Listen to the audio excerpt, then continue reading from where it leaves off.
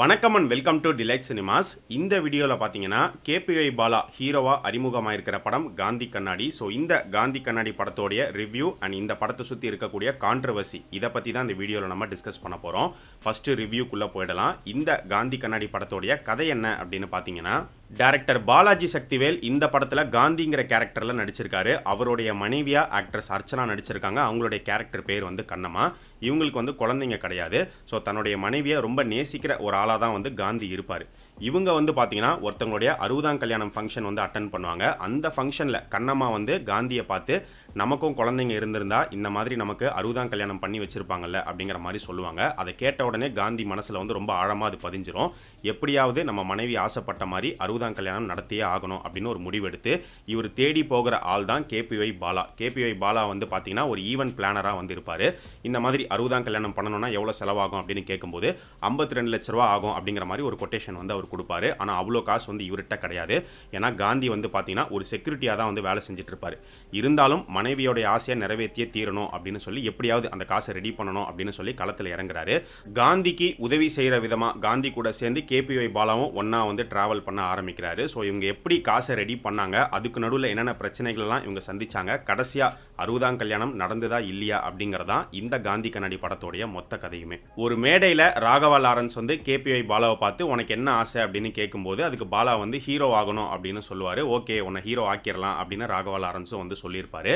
So ஒரு வழியாக இந்த காந்தி கண்ணாடி படம் மூலிமா கேபிஒய் பாலாவுடைய அந்த ஹீரோ ஆகணும் அப்படிங்கிற ஆசை வந்து நிறைவேறியிருக்கு.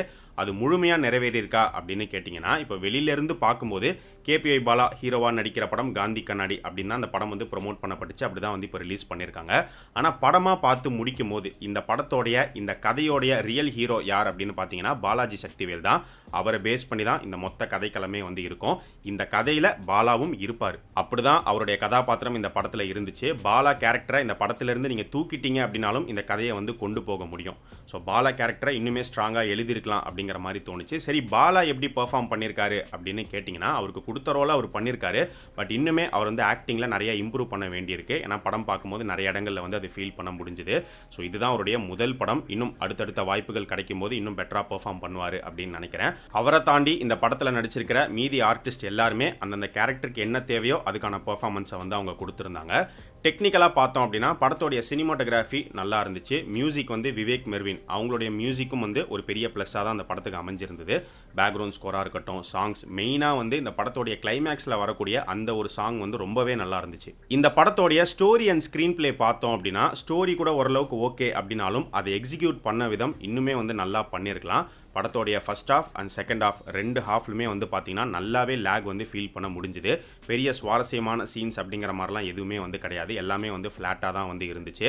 இந்த படத்திலே ஓவராலாக எந்த ஒரு பார்ட் வந்து நல்லா இருந்துச்சு அப்படின்னு கேட்டிங்கன்னா கிளைமேக்ஸ் பார்ட் வந்து நல்லா பண்ணியிருந்தாங்க. அதுக்கு ஒரு முக்கிய காரணமாக அந்த ஒரு சாங் மியூசிக் வந்து ஒரு பெரிய பலமாக அமைஞ்சிருந்தது.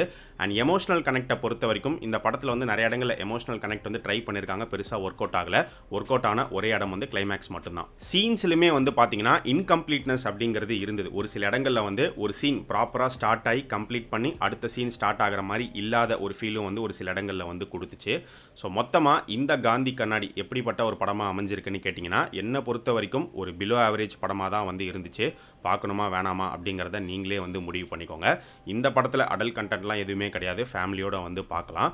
ஸோ இந்த காந்தி கண்ணாடி படத்தை ஏற்கனவே பார்த்து முடித்தவங்க இந்த படம் உங்களுக்கு எப்படி இருந்துச்சு, உங்களுடைய ஒப்பீனியனை மறக்காமல் இந்த வீடியோவுடைய கமெண்ட் செக்ஷனில் சொல்லுங்கள். அடுத்து இந்த படத்துக்கு இருக்கக்கூடிய கான்ட்ரவர்சி என்ன அப்படின்னு பார்த்தீங்கன்னா, படம் ரிலீஸ் ஆன அன்னிக்கே மூவி டீம் வந்து ப்ரெஸ்ஸை சந்தித்து ஒரு பேட்டி கொடுத்துருந்தாங்க. அதில் வந்து கேபிஒய் பாலாவாக இருக்கட்டும், படத்தோடைய டைரக்டர் ஷெரீஃப், இவங்க ரெண்டு பேருமே என்ன சொல்லியிருந்தாங்க அப்படின்னா, 2-3 நாளாக வந்து பயங்கரமான பிரச்சனைகளை வந்து நாங்கள் சந்திச்சிட்டோம். நிறைய இடங்களில் வந்து ஷோ கேன்சல் ஆகுது, பேனர் வைக்க விட மாட்டாங்க, கிழிக்கிறாங்க அப்படிங்கிற மாதிரிலாம் டேரக்டர் வந்து சொல்லியிருப்பாரு. டேரக்டர் அப்படி பேசின உடனே ஒரு பக்கம் சோஷியல் மீடியாவில் வந்து பார்த்தீங்கன்னா இதுக்கெல்லாம் காரணம் வந்து எஸ்கே தான். அவருடைய மதராசி படம் ரிலீஸ் ஆயிருக்கு. ஸோ அதனால் அவர் தான் வந்து இந்த படத்தோடைய ஷோஸை வந்து கேன்சல் பண்ண வைக்கிறாரு, இந்த படத்தை டம்ப் பண்ணுறாரு அப்படிங்கிற மாதிரிலாம் ஒரு குரூப் வந்து வன்மத்தை கக்க ஆரம்பிச்சிருச்சு. எஸ்கேவோடைய படம் செப்டம்பர் 5ஆம் தேதி ரிலீஸ் ஆனதுனால அவர் மேலே இந்த பழியை போட்டுட்டாங்க. ஒருவேளை அவருடைய படம் அன்றைக்கி ரிலீஸ் ஆகாமல் வேற ஒரு பெரிய ஹீரோடைய படம் வந்திருந்தா அந்த ஹீரோ மேலே இந்த பழி போய் சேர்ந்துருக்கும். சின்ன படங்கள் படங்களுக்கு நல்ல ஒரு ரிலீஸ் டேட், நிறைய தியேட்டர்ஸ், நிறைய ஷோஸ் கிடைக்கிறது ஒரு பிரச்சனையாக இருக்கான்னா எப்போவுமே அது ஒரு பிரச்சனையாக தான் இருந்துட்டு இருக்கு. அதை மறுக்க வந்து முடியாது. செப்டம்பர் 5ஆம் தேதி வந்து பார்த்தீங்கன்னா மதராசி, காந்தி கண்ணாடி, பேட் கேர்ள், காட்டி, காஞ்சூரிங் அப்படின்னு சொல்லி 5 படங்கள் வந்து ரிலீஸ் ஆச்சு. இந்த 5 படங்களில் ஃபர்ஸ்ட் ப்ரிஃபரன்ஸ் அதிகமான ஸ்க்ரீன்ஸ் வந்து பார்த்தீங்கன்னா மதராசி படத்துக்கு தான் கொடுக்கப்பட்டிருக்கு. மதராசிக்கு அடுத்து பார்த்தீங்கன்னா காஞ்சூரிங்க்கு நிறைய ஸ்க்ரீன்ஸ் வந்து கொடுத்துருக்காங்க. அதுக்கப்புறமா மீதி இருக்கக்கூடிய படங்களுக்கு ஸ்ப்ளிட் பண்ணி வந்து கொடுக்கப்பட்டிருக்கு. பல்கா நிறைய படங்கள் ஒரே டேட்டில் ரிலீஸ் ஆகுது அப்படின்னா கண்டிப்பாக ஸ்க்ரீன்ஸ் வந்து ஸ்ப்ளிட் ஆக தான் செய்யும். அதுலேயும் ஃபெமிலியரான ஒரு ஹீரோவுடைய படம் வருது அப்படின்னா அந்த படத்துக்கு தான் ஃபர்ஸ்ட் ப்ரிஃபரன்ஸ் அப்படிங்கிறது இருக்கும். ஸோ மீதி படங்களுக்கு பயங்கரமாக ஸ்க்ரீன்ஸ் வந்து ஸ்ப்ளிட் பண்ணி தான் கொடுக்கப்படும். அப்படி தான் வந்து நடந்திருக்கு. ஸோ காந்தி கண்ணாடி மூவி டீம் ஏன் இந்த ரிலீஸ் டேட்டை சூஸ் பண்ணாங்கன்னு தெரியல. ஏன்னா இதுக்கப்புறம் இதே செப்டம்பர் மாதத்தில் வந்து பார்த்தீங்கன்னா பெருசாக அடுத்து படங்களே வந்து கிடையாது. வேற ஒரு டேட்டில் வந்திருந்தா இன்னுமே அவங்களுக்கு ஸ்க்ரீன் கவுண்ட்லாம் வந்து கொஞ்சம் இன்க்ரீஸ் பண்ணி வந்து கொடுத்துருப்பாங்க. ஸோ காந்தி கண்ணாடி டைரக்டர் பேசும்போது ஷோஸ் வந்து கேன்சல் ஆகுதுங்கிற மாதிரி சொல்லியிருப்பாரு. படம் ரிலீஸ் ஆன அன்னைக்கு தான் இவங்க ப்ரெஸ் மீட் கொடுத்தாங்க. அன்னைக்கே வந்து பார்த்தீங்கன்னா ஷோஸ் வந்து கேன்சல் ஆகுது அப்படிங்கிற மாதிரி அவர் சொல்லியிருந்தாரு. பொதுவாக ஷோ வந்து எதனால் கேன்சல் செய்யப்படலாம் அப்படின்னு பார்த்தீங்கன்னா, இப்போ ஒரு தியேட்டர் ஒரு படத்தோடைய ஷோ ஓட்டுறாங்க அப்படின்னா மினிமம் ஒரு ஷோக்கு இத்தனை டிக்கெட் விற்கணும் அப்படிங்கிற மாதிரி ஒரு நம்பர் வச்சிருப்பாங்க. ஃபார் எக்ஸாம்பிள் 10 டிக்கெட் விற்கணும். 10 டிக்கெட் புக் ஆயிடுச்சுன்னா ஷோ வந்து ஓட்டுவாங்க.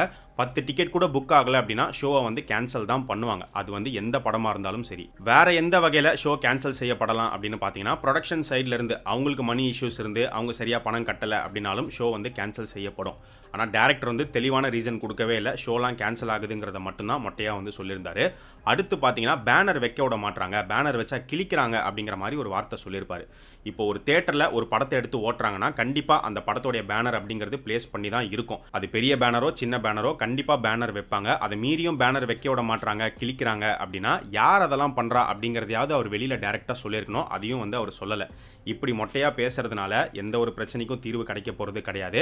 அது மட்டும் இல்லாமல் இப்போ சோஷியல் மீடியாவில் வந்து பார்த்தீங்கன்னா இவங்க இப்படி பேசுறதை வச்சு பார்த்துட்டு ஒருவேளை இவங்க படத்தோடைய பப்ளிசிட்டிக்காக தான் இப்படி பேசுகிறாங்களோ அப்படிங்கிற மாதிரியும் ஒரு பார்வை இருக்குது. ஏன்னா காந்தி கண்ணாடி கூட சேர்ந்து ரிலீஸ் ஆன பேட் கேர்ள் படத்துக்கும் காந்தி கண்ணாடி ஃபேஸ் பண்ண ஒரு சில இஷ்யூஸை இந்த படமும் ஃபேஸ் பண்ணியிருக்கு.